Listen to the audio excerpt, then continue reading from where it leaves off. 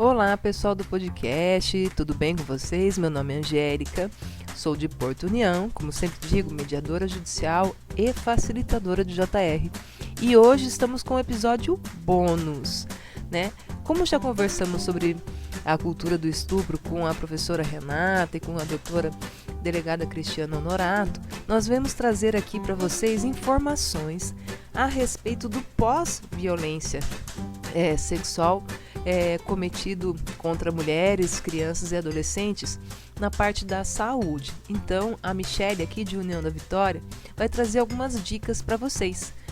Olá, Michele, seja bem-vinda, pode se apresentar. Olá, meu nome é Michele Conkel, eu sou farmacêutica, trabalho na UDM de União da Vitória, no Paraná, e faço a dispensação de medicamentos para profilaxia nos casos de violência sexual.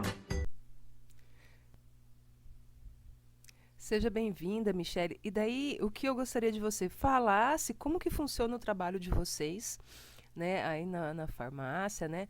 Quem deve buscar ajuda, e como isso ocorre, né? A gente sabe que é uma das maiores problemáticas e muita gente não tem esse conhecimento, né? Se não for a uma UPA, se não for a um hospital. Então, como que acontece todo esse trabalho de vocês frente à violência? Oi, Angélica.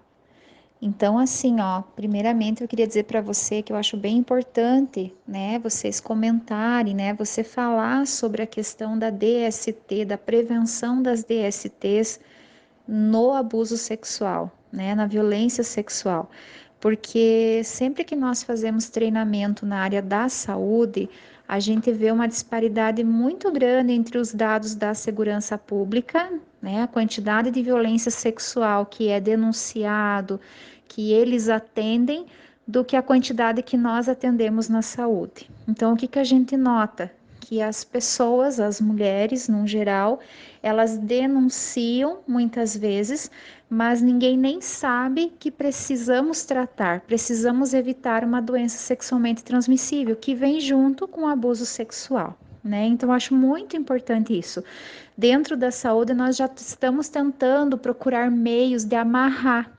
Cada vez que eu tenho uma denúncia, né, a gente está tentando fazer isso, mas é difícil porque são órgãos bem diferentes. Né? Mas nós temos feito treinamento para a gente tentar oferecer tratamento, profilaxia para todas essas vítimas de violência, tá? Então eu vou te passar no próximo áudio, basicamente, o que que tem que ser feito então, tá bom? Como que funciona? Ótimo, Michele. Então, é bem legal você trazer, né, como que funciona isso.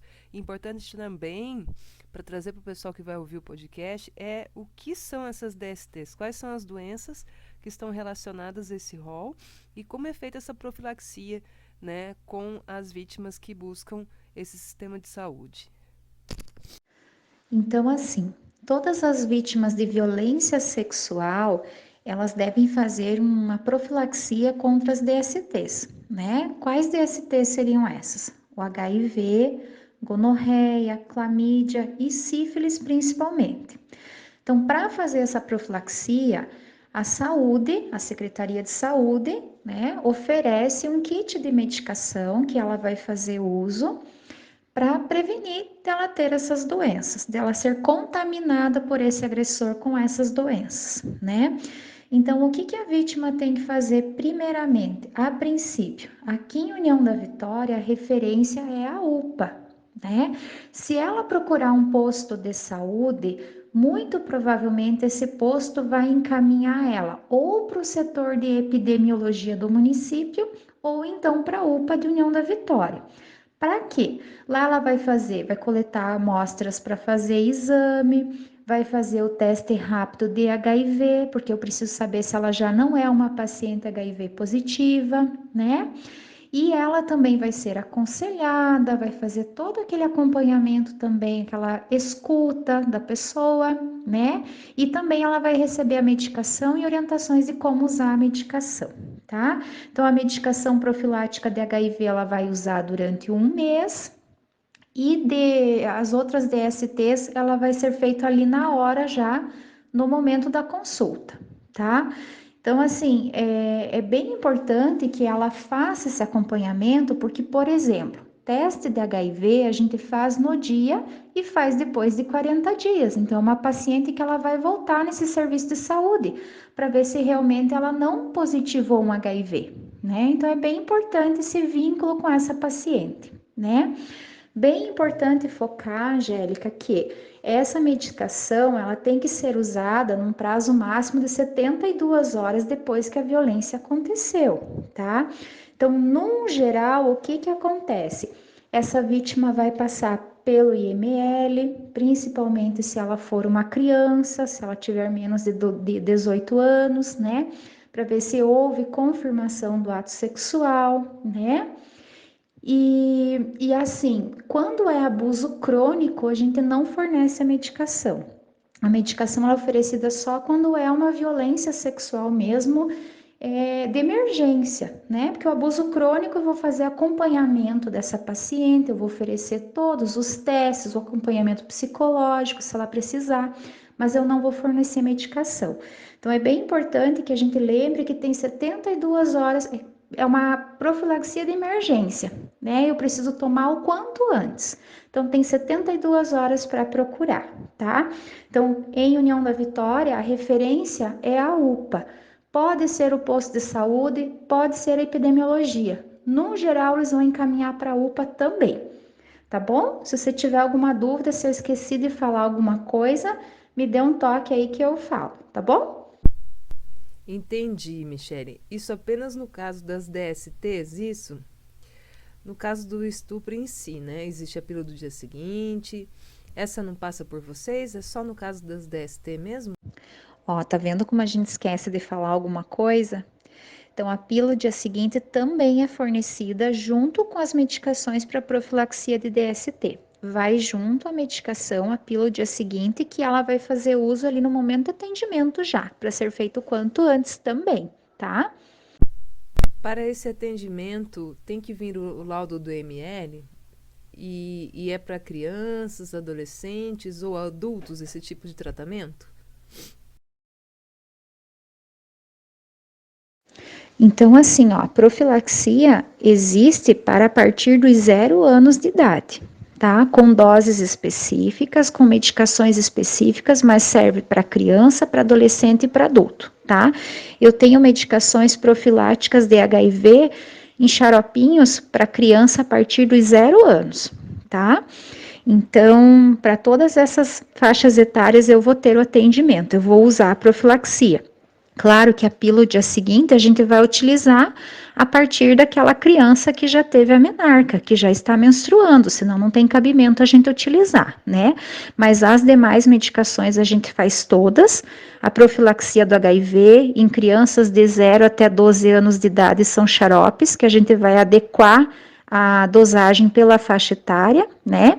As outras medicações para as DSTs também, sífilis, gonorreia, que é a penicilina injetável, por exemplo, a gente faz pelo quilo da criança, pelo peso, calcula, né?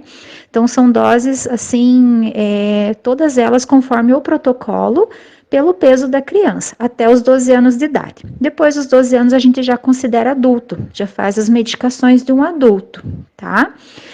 E assim, a questão do IML, num geral, criança até 12 anos de idade passa pelo IML. E daí vem pra gente, tá?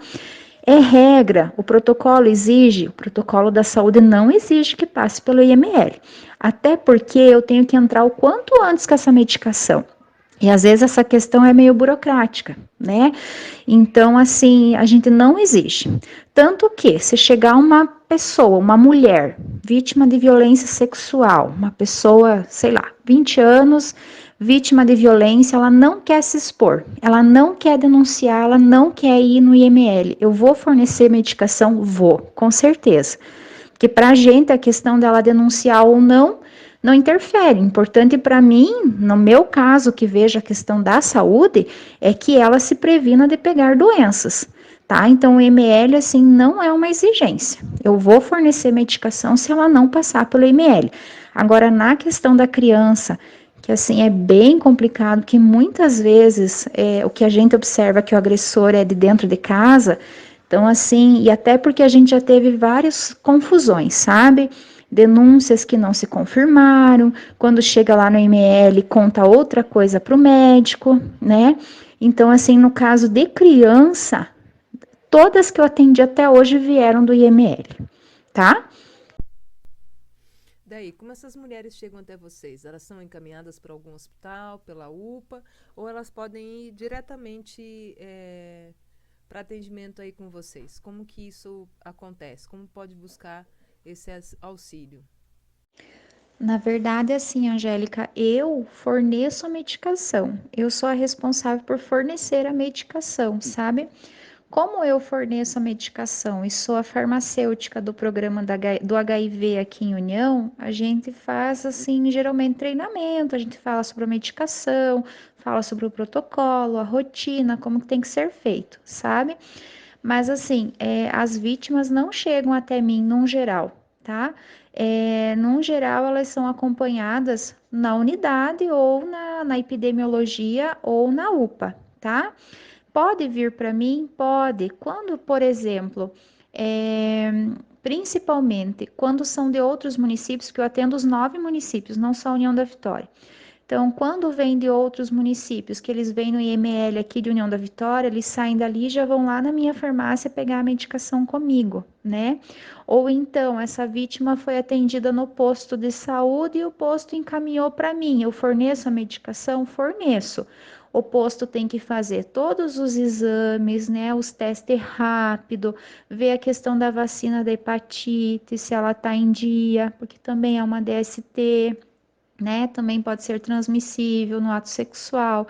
Então, se o posto fizer tudo isso e eu forneço a medicação, só forneço a medicação. O paciente vai ter que voltar no posto para fazer a aplicação dos injetáveis, sabe? Então, não são elas, num geral, não passam por mim, tá?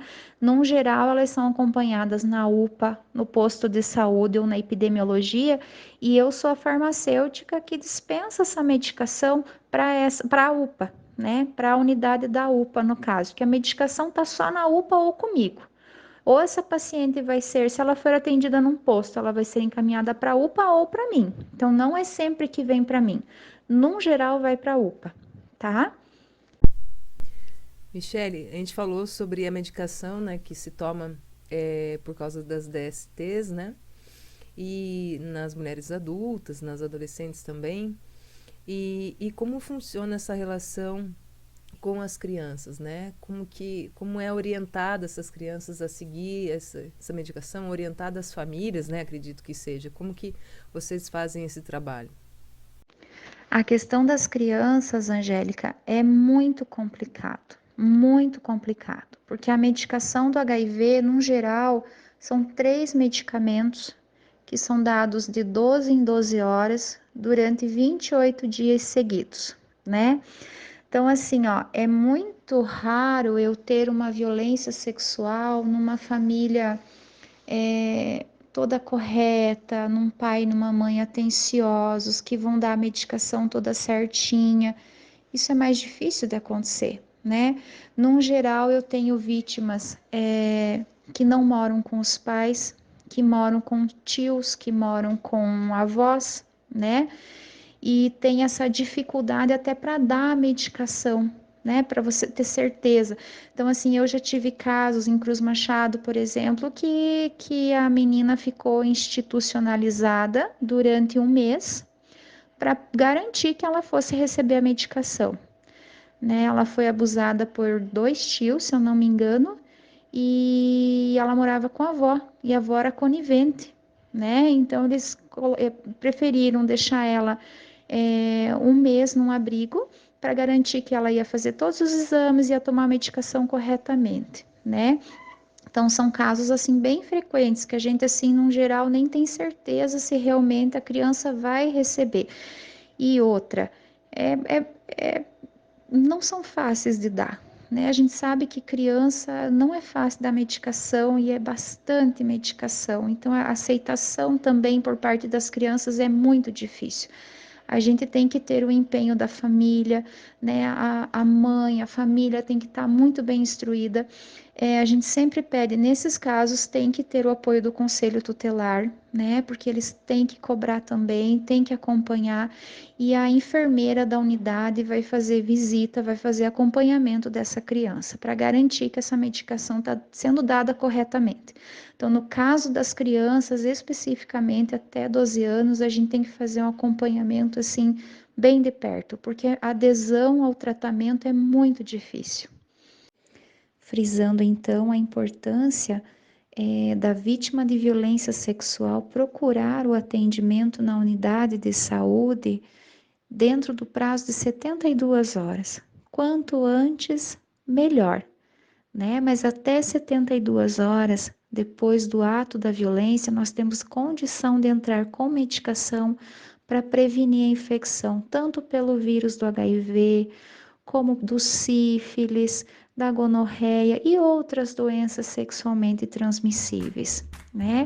Então, dentro de 72 horas, também a gente pode entrar com a pílula do dia seguinte, que é tão importante para prevenir uma gravidez indesejada, no caso das mulheres em idade fértil. Michele, muito obrigada pelas orientações muito, mas muito necessárias e relevantes, né? É primordial buscar essa ajuda, no máximo até 72 horas da violência ocorrida, né? Para casos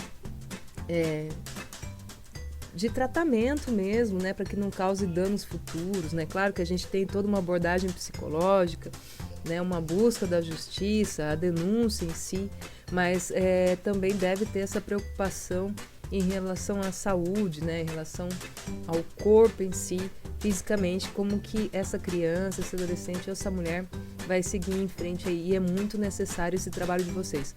Muito obrigada e até o próximo podcast.